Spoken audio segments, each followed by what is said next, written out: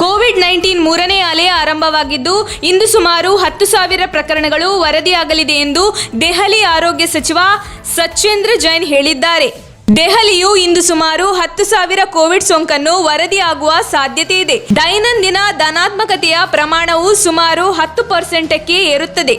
ಕೋವಿಡ್-19ನ ಮೂರನೇ ಅಲೆ ಪ್ರಾರಂಭವಾಗಿದೆ ಎಂದು ಅವರು ಹೇಳಿದರು. ಈಗಾಗಲೇ ಸರ್ಕಾರಿ ಆಸ್ಪತ್ರೆಗಳಲ್ಲಿ 2% ಬೆಡ್ಗಳು ಭರ್ತಿಯಾಗಿದ್ದು 10%ರಿಂದ 40%ಕ್ಕೆ ಹೆಚ್ಚಿಸಲು ದೆಹಲಿ ಸರ್ಕಾರವು ಖಾಸಗಿ ಆಸ್ಪತ್ರೆಗಳಿಗೆ ಸೂಚನೆ ನೀಡಲಾಗಿದೆ. ರಾಷ್ಟ್ರ ರಾಜಧಾನಿಯಲ್ಲಿ ನಿನ್ನೆ 5,481 ಹೊಸ ಕೋವಿಡ್ ಪ್ರಕರಣಗಳು ದೃಢಪಟ್ಟಿದ್ದು ಪ್ರಸ್ತುತ 14,889 ಸಕ್ರಿಯ ಪ್ರಕರಣಗಳಿವೆ.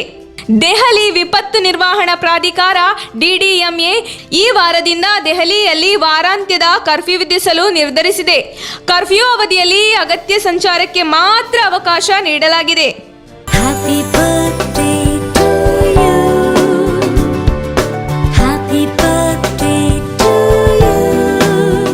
ನಾಲ್ಕನೇ ವರ್ಷದ ಹುಟ್ಟುಹಬ್ಬವನ್ನು ಆಚರಿಸಿಕೊಳ್ಳುತ್ತಿರುವ ಮೋಹನಾ ಕುಮಾರಿ ಗೊಂಬೆಗೆ ದೇವರು ಆಯಸ್ಸು, ಆರೋಗ್ಯ, ಅಂತಸ್ತು ಕೊಟ್ಟು ಕಾಪಾಡಲಿ ಎಂದು ಶುಭ ಕೋರುವವರು ಮಗುವಿನ ತಂದೆ ತಾಯಿ, ತಾತ ಅಜ್ಜಿ, ಚಿಕ್ಕಪ್ಪಂದಿರು ಹಾಗೂ ಅತ್ತೆ ಮಾವ.